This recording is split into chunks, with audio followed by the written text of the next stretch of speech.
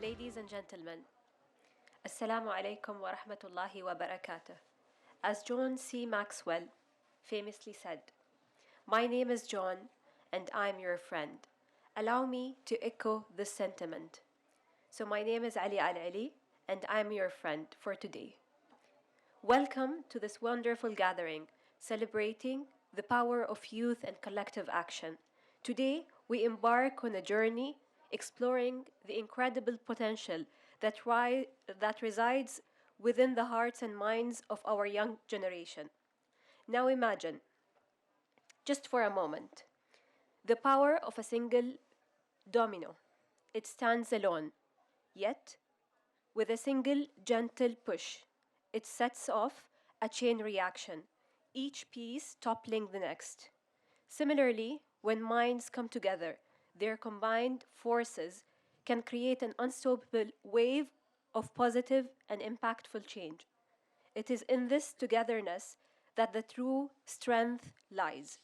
The ability to initiate a domino effect of transformation across communities and nations where no one is left behind. The future of work and education is rapidly evolving, shaping a digital and green economy. Equipping your youth with the right skills is vital, not just to survive, but to thrive within this landscape. Multi-sectoral collaboration, including the relentless push of the private sector, is super important to achieve this attempt.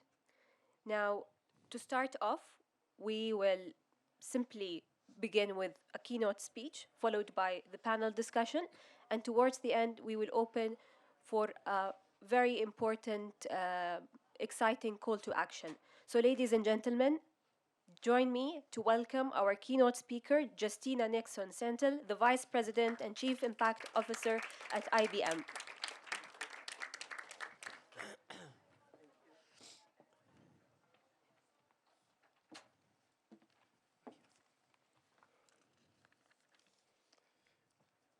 Good evening, everyone, and a very warm welcome. It's an honor to be here today among our distinguished guests. We're here today for a very important conversation on how we can bridge the global skills gap through inclusive, universally accessible, non-traditional education pathways that are available to all. As IBM's Chief Impact Officer, I rally my company and our ecosystem to drive equitable education in technology. We are investing in the future of work while fostering access to education and training, creating a more diverse pipeline of applicants. Together, this constitutes our company's holistic, skills-first approach. When I think about the potential for technology to solve major problems, a clear point of connection is the global skills gap. Advances in artificial intelligence are driving demand for brand new skills that previously did not exist. At the same time, vulnerable communities around the world continue to suffer from the effects of climate change. There is a growing demand for sustainability expertise and skills at the intersection of green and tech skills. With this in mind, there's a big opportunity to make a great impact and create a more inclusive tech workforce that will lead the way. IBM is stepping up to this challenge in a few ways. First, just recently, my team unveiled a new integrated roadmap of sustainability and tech skills courses available for free through IBM Skills Build to help build a pipeline of sustainability talent across industries. This is a comprehensive curriculum to help equip the next generation of leaders and practitioners with skills for the green economy. Second, we also recently announced a commitment to train 2 million people globally in AI in 3 years, with a focus on underrepresented communities. So how are we reaching these underrepresented communities? Multi-sectoral partnerships are absolutely key to make this work. We work every day to partner with universities, with governmental organizations, with nonprofit groups, and with fellow employers to deliver free training. These vital partnerships enable us to do three things we could not do alone. First, our partnerships help us create timely coursework that is focused on in-demand skills across industries. Second, through our partners with education ministries and innovators, we are able to align our offerings to educational priorities in market and integrate tech coursework in student curricula all over the world. And third and finally, our partners give us the opportunity to reach learners who may not have the resources or the know-how to seek out tech training on their own. This includes refugees, impoverished communities, and minority groups. I'd like to share an example from an IBM Skills Build learner in Nigeria. Clinton was introduced to IBM Skills Build through one of our partners, Homeless Entrepreneur, an organization whose mission it is to empower people out of poverty. Through IBM Skills Build, Clinton was able to develop the skills he needed to be considered by technology-driven employers in today's market. He ultimately secured a role as a graphics designer, and his work was displayed at the World Economic Forum in Davos earlier this year. Learners like Clinton are finding new pathways from poverty to gainful employment, and we are honored that IBM Skills Build can help them on these journeys. With that said, we know there's so much more we can do together to help learners from many communities to understand the opportunities available to them through technology and to help them reach their goals. I'm energized by what we have already accomplished and truly inspired by the opportunities ahead of us. Partnerships are key. Together, we can do so much. Thank you.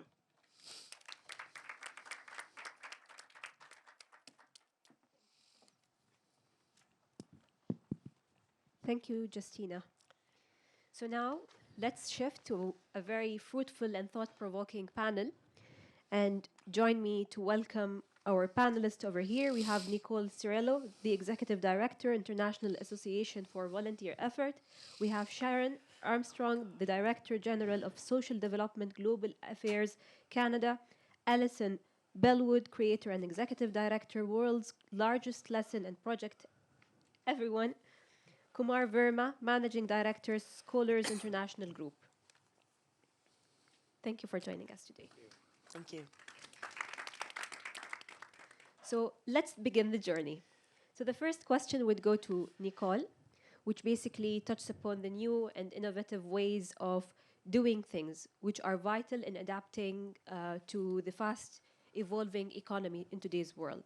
So the first question would be, how can, or perhaps why do you think new and innovative approach to skills development and youth employability is needed, particularly for disadvantaged youth, and how do we ensure access at scale? Excellent. Well, it's so nice to be here, and thank you all. And we have 5 minutes, so I'm going to watch that clock you all can't see it, but it'll keep us on time. So I met the force of nature. Sorry, is there a bit of a reverb? No? Yeah. Good? Excellent. I met the force of nature that was Dr. Tariq 2 years ago, actually, in Dubai Care's office. And he talked about his education transformation schematic, and he showed it to me. And one of the things he said that really struck me was that the way we educate our youth has not fundamentally changed since the Industrial Revolution. And this really struck me because the week before, I had been working on my 15-year-old's math assignment, and I was stunned to discover that it was the exact same curricula I had, and I'm not going to tell you how many years before that was. And it really struck me, why aren't we keeping pace? What do you know that's the same, that many years different? And so I really took him up on his challenge that what can we do about these simultaneous challenges of climate change and education? IAVE is dedicated to volunteering, and we believe that networks of volunteers are really vital for the delivery of just about every social metric that we can think of. In fact, we were able to win from the UN Secretary General that very statement that the SDGs will not be possible without the collective effort of 1 billion volunteers. So this was really well known to us. And what's also really well known to us is the fact that when youth volunteer, pathways to employability open up. They see things in their world that they had never thought of. And, in a world where your employers are less and less likely to ask you what university you went to, and more likely to ask you whether you have critical thinking or decision-making skills, or can you build coalition among your colleagues. Volunteering becomes a way to build these skills, and especially if we're talking about informal and leave no one behind.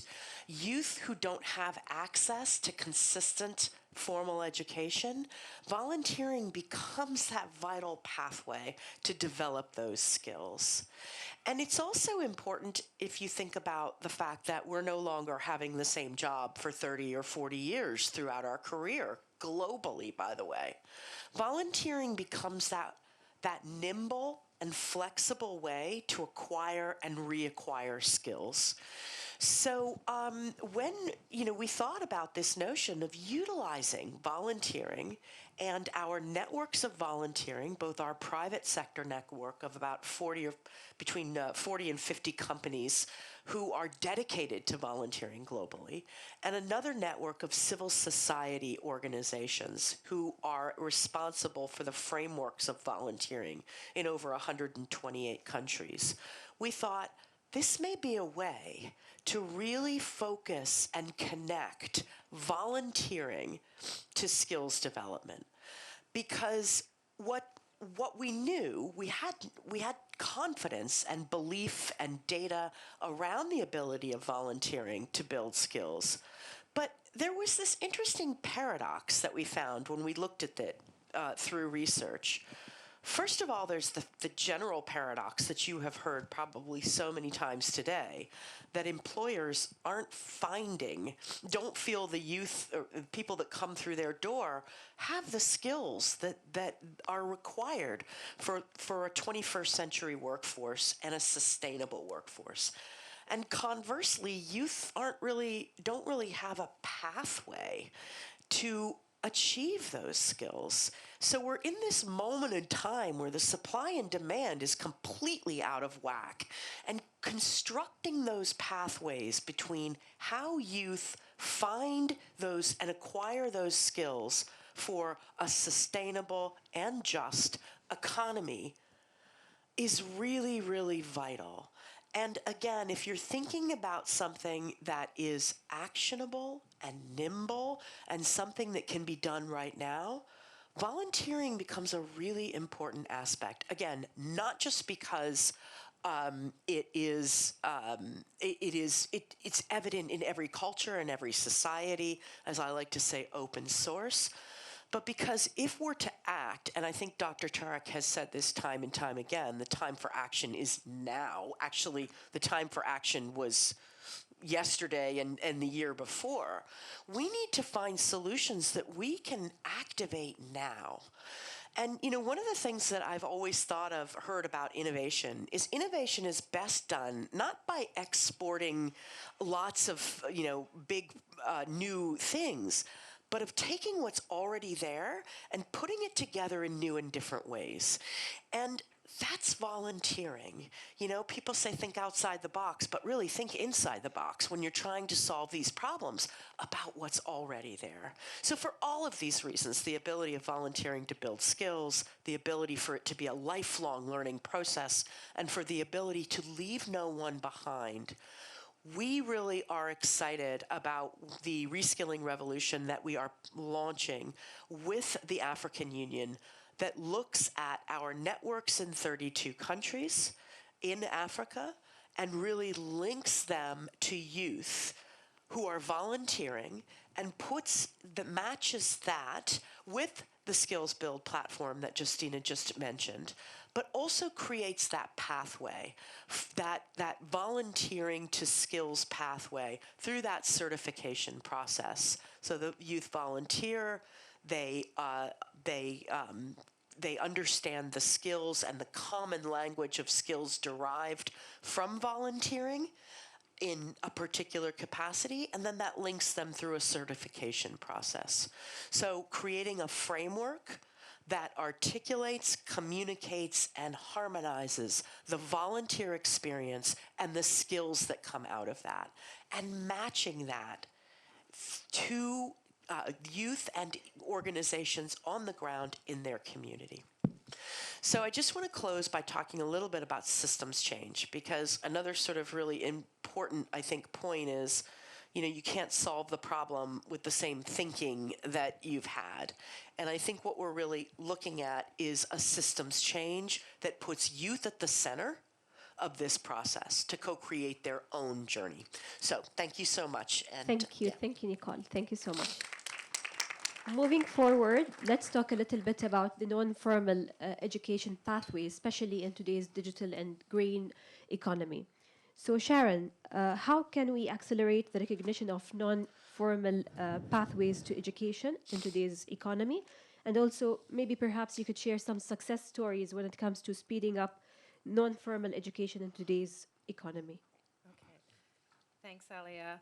And thanks again to everybody for being here and for putting on this panel. And I also want to recognize Dubai Cares, and you mentioned Dr. Tarek, who was so inspirational this morning. So I'll keep my eye on you, Alia, so I don't go over time. I want to start by talking about what Canada's work in the area of education. We do a lot of work also in TVET, or technical and vocational education and training.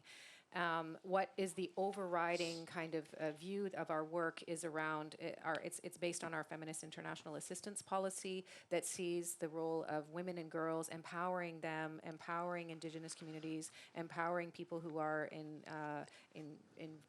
for example, in refugee camps, those who are displaced, empowering the people who are the most difficult to reach. In order for them to become agents of change themselves. So they are both beneficiaries and also agents, and that's the part I think that we recognize the most. I see a colleague here from the back that's from our Refugee Education Council. I would also say that bringing the voices of young leaders to the table is critical for making that happen, and that's one of the things that we do with the Refugee Education Council, by bringing those who actually have lived experience in refugee camps and who are themselves great leaders. So going back to the question about non-formal, I think then it is really about how do you make sure that people who are for whatever reason have gotten out of the formal education system or were never in the formal education system, how do you make sure that they still can learn where they are? And we have to be really creative about doing that. Again, it's about, I think, previous speakers talked a little bit about multi-stakeholder approaches. One of the things that we're involved in the most is Education Cannot Wait, which is really about working with in education in emergencies, again, in a variety of different situations. But it's about bringing together those multi-stakeholder platforms where you have all the actors at the table. Another example that we're working on is the Global Partnership for Education. I'm sure you've seen people around here today. I actually just came back from a board meeting, and I have to say that this was fascinating because it brought together private sector, international organizations, donors, partner countries, obviously, private foundations, others. There was quite a call, and Canada is certainly joining that call to bring youth to that table, to make sure that those who are actually in learning situations are at the table so that we can co-create some of the examples. In that discussion, we talked a lot about system change.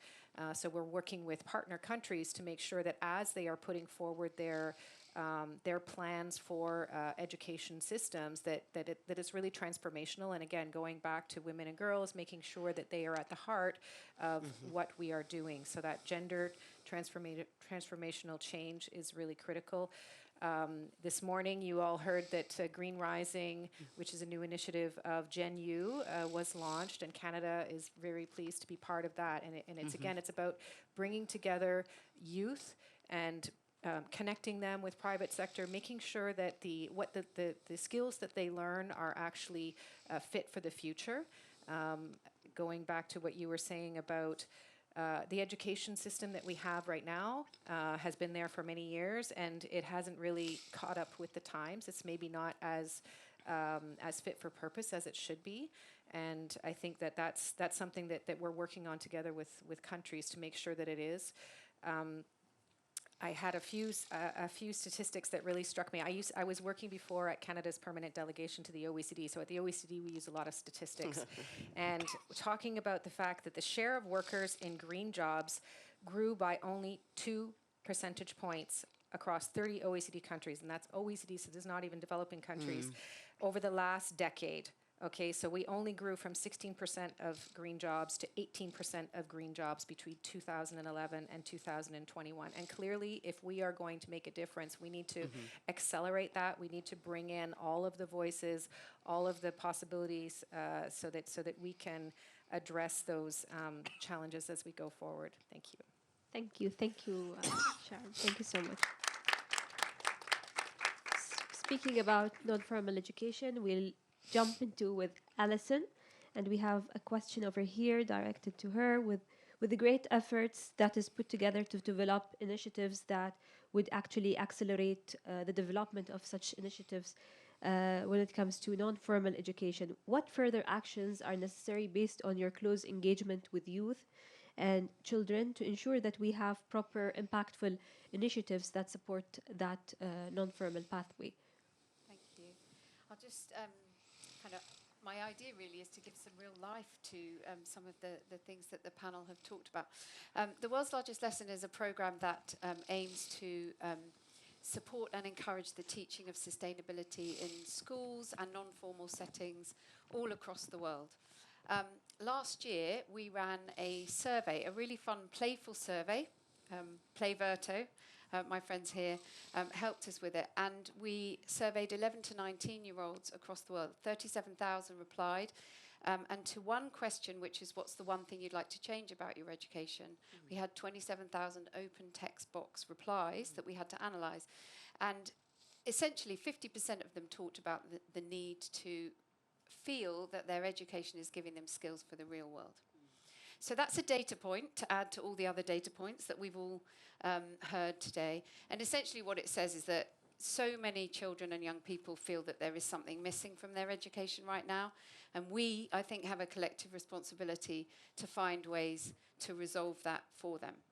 So we work a lot in the non-formal space, and we do that because we feel that the non-formal sector can do an enormous amount to support the development of real-life skills for young people.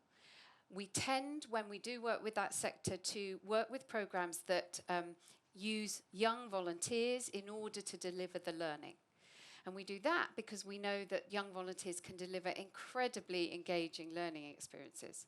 Increasingly, though, we also see that there's a really huge benefit that plays back onto those volunteers in terms of the skills and experiences that they get to take part in through that program. So it's a bit of a double win. And just to give you 2 examples of that, there's a program or an organization we've been supporting since 2019 in Nigeria. It's called the Dean Initiative. They have a phenomenal 4,000 strong group of young volunteers who go to schools and teach sustainability lessons. They run non-formal programs out of school. They do national activations at scale, at fast pace, to raise awareness for the SDGs and engage communities. And then they also run deeper programs with sustainability, climate and environmental education. So that's been phenomenally powerful in terms of building schools, students and communities' awareness and engagement in sustainability. But we've also seen brilliant impact on the young volunteers themselves. They've had to learn about sustainability issues in order to teach them. This is a generation that missed sustainability education entirely. So they've had that opportunity to learn because they are now teaching. They have self-organized, they have developed great relationships with the schools they work with, they've developed their own monitoring and evaluation approaches, they've worked out how to storytell around it. So all of these are kind of skills that if you sat in an interview, you'd be, as an interviewer, you'd really want to hear about those. So it's amazing. And the outcome for those young people has been really exciting. I asked one of them to share back some of the experiences of their cohort. And they've set up social impact initiatives of their own. They've got scholarships to universities. They're part of international programs. They've been picked up by government officials and said, come and work for me. One of them even LinkedIn messaged me last week and said, I'll be at COP. I work for the Swedish government now. I'll be here. So, I mean, that is phenomenal, isn't it? Another example, even shorter though, in Kenya, STEAM Labs Africa teach critical thinking, design thinking, and innovation and digital skills to children using volunteers in classrooms and out of school, after school clubs and hackathons. Their volunteers are now expert at design thinking and facilitating design thinking. So they're picking up these skills all the way along. So, and I think where that's led us to is this lovely kind of coincidence of mind, I think, which is to say that while we've been delivering these programs believing that the impact has been on the children who've received the education, in fact, we need to look at how we evaluate the impact on the volunteers as well. And I think that's a lovely thing to hear your approach. And I think we absolutely do need to develop a common language for these skills so that all of the organisations that work in this kind of space can talk together in one way about the skills that young people are developing. But even more importantly, they themselves can describe the skills, they can recognise them when they have them, so that they can take them powerfully forward for themselves. So that's the first thing that we're doing. And the second thing we're doing is then within the programs we work with, we're saying, okay, if there is a suite of skills, and we've started to look at what they may be from a sustainability point of view, if there is a suite of skills, what programs are we offering to children that could perhaps build those skills or even competencies? In fact, I prefer to use the word competencies than skills. So are we delivering, what programs do we have that are delivering those skills? And are there any competencies that are missing? That if we were to lean towards, not only could we build those competencies amongst the children who receive, or the learners who receive the programs, but also the volunteers who are delivering those programs could also develop those competencies. And we're looking at things like systems thinking, circular design thinking, data literacy, regenerative practices. These are kind of hard things that we all know are critical to delivering sustainability. So we think we can deliver those. We think that non-formal education can do it really powerfully and in a really engaging way. And we think that by doing it, we can add value not only for the learners, but also for the volunteers, give them a language to take forward into future learning and careers, and do a little bit to close that skills gap. Thank you. Thank you, Alison. I think now that we approached our last panelist, this is a very important question, I would say, and it's one of the core changers, if I may say. So we need to consider mindset when we consider all of these changes, right? So Kumar, could you share with us your perspective on strategic mindset shifts and what sort of actions are needed to enhance formal education? And how can multi-sectoral collaboration help and aid in closing that skill gap? Fantastic. I know I have a little time over here. Just to give you some context, my name is Kumar Verma. I'm the Managing Director of Scholars International Group, which is a leading K-12 school operator in the UAE for 45 years. I'm also the chairman of the Dubai Business Education Group, which represents the majority of private schools in Dubai. I'm really excited to be on this panel, really excited to be on stage. Always great to be back on stage, but I've never spoken about sustainability before. So I'm sure I'll try not to be controversial. So I'm not speaking for any group, just for myself, because I'm passionate about sustainability, because I'm passionate about being alive. Okay, so we know sustainability is an issue. We know it's a growing concern every year. We also know that there are a lot of smart people, world leaders who care about sustainability. We get a whole bunch of them right now at this conference, and we know that they also have, I would say, competing priorities of how to deal with sustainability. So what is the role of formal education in this process? Well, K-12 education somewhat is inherently dysfunctional, just FYI. But there's six simple things we could do to basically make it more effective in terms of bringing down the sustainability initiative in the K-12 sector. I would say the first thing is skills development. We heard a lot about skills development, critical thinking, collaboration, design thinking, systems thinking. These are the foundational skills we all need, but the good thing is that we've been doing this for about, at least I know we've been doing this for at least a couple of thousand years, since Socrates. So I think we're pretty good on the foundational skills development in formal education. So I'm pretty good about that. There are obviously some new skills that we have to develop as part of the picture down the line, which are going to still rely upon the same foundational skills we are using now, just systems thinking, problem solving, critical thinking, and the line. So I'm not so worried about skills development. The next thing is knowledge development. Right now, we really put a lot of value on the foundations of math, science, language. Luckily, we're doing digital literacy right now, but we really got to focus on eco-literacy. We don't put enough value on eco-literacy as part of the foundational curriculum, and it is really something we really need to do. So I think knowledge development is a really critical thing. Eco-literacy is a very critical part of that. I am speaking fast, paucity of time. Okay, the next thing I would say is application development. We really got to work on. Application development is how do we give kids the opportunity to use their skills, their knowledge in a sustainable fashion, whether it's through some unit of inquiry in an IB program or some transdisciplinary work or even subject-specific matter. How do we encourage kids to use them to solve real-world problems dealing around sustainable issues? We have to give them a lot more opportunities than we're really giving them right now. Also give them avenues like eco clubs or community initiatives that they can engage in, just as many opportunities as possible to engage in sustainable application of their work. And when you do 2, 3, 4 of knowledge and application, and the fourth one, which is the most critical, which is values, you actually get skills becoming green skills, because the same stuff we do all the time. Values is the most important thing that I think we're missing in K-12 education. How do we value and impart within the learner profile a value for eco-literacy and sustainability? And that's a really critical thing that we do not do enough of, because we're also fighting against the corporate culture of shareholder value and Gordon Gekko's greed is good. So formal education is battling that part, and we got to really start imparting values into the mix. There are two other aspects that are really important, which is one is measurement. We get accredited, we have national bodies, we have our own school bodies. We measure means we value.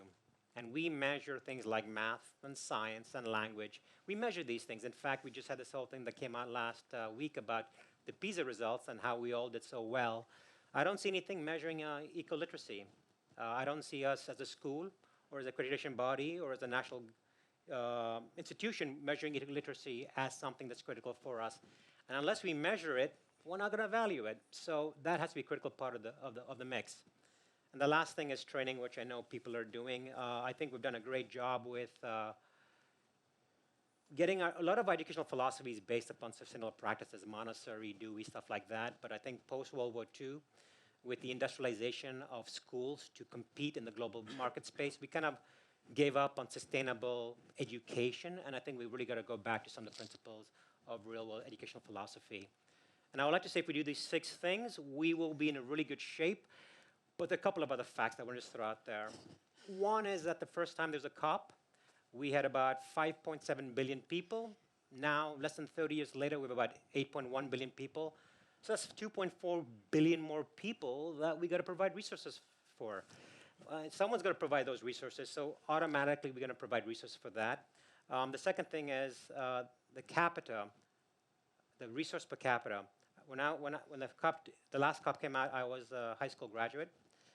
My wardrobe right at that point as an upper income individual would make me look destitute to a preteen now. The consumption that we have, with the ease of globalization and the web, we can produce, we can sell, we can deliver next day consumption. We can shame you into consumption with our Instagram. We're a consumer society, and so I would say that as a school, we've got to really focus on how we start changing some of the mindsets around consumption, because once we get sustainable consumption, When we stop consuming, they don't need to produce as much. And that's the way we can vote with our wallets. I know you've got the mic there, so I will leave it at that. Thank you so Thank you. much. Thank you so much, Kumar. So now, ladies and gentlemen, we have a very special moment and a very special, exciting announcement to be made. So just because of time, I wouldn't be able to do many exciting things that I've prepared for, which is a countdown. But let's launch the Reskilling Revolution, Africa and Beyond, which is a partnership between IAVE and the African Union to create volunteer-based pathways for youth employability in the green digital economy. You need to cheer up a little bit. It's an announcement. Thank you. These joint forces will come together with an objective to create taxonomy, enhance digital and green skills, recognize accomplishments, and build evidences. Now I'll hand over to Nichole, who would briefly speak about the program, and hand over to Justina. Very good. Yes, I think we need the next slide. Okay, I'm not going to read it. I'm just going to say join us. Go to iave.org and you can find all of this information. But certainly this is starting in Africa, but we want it to scale. And it's a great idea. It takes advantage of what's already there. It's innovative and it leaves no one behind. Thank you, Nichole. Justina? And just quickly, IBM supports the Reskilling Revolution, and we are very excited to be a partner with you. And this is something that's needed globally. I mean, access to skills, especially with the impacts of climate change and the global skills gap, there's a sense of urgency. So I'm very impressed with the work that you are doing, and we are very, very proud and happy to support the Reskilling Revolution. So thank you. Thank you, ladies and gentlemen. As we draw to a close, let's continue this journey, ensuring that we echo the commitment of leaving no one behind. Thank you, everyone, and enjoy the rest of your day. Thank you.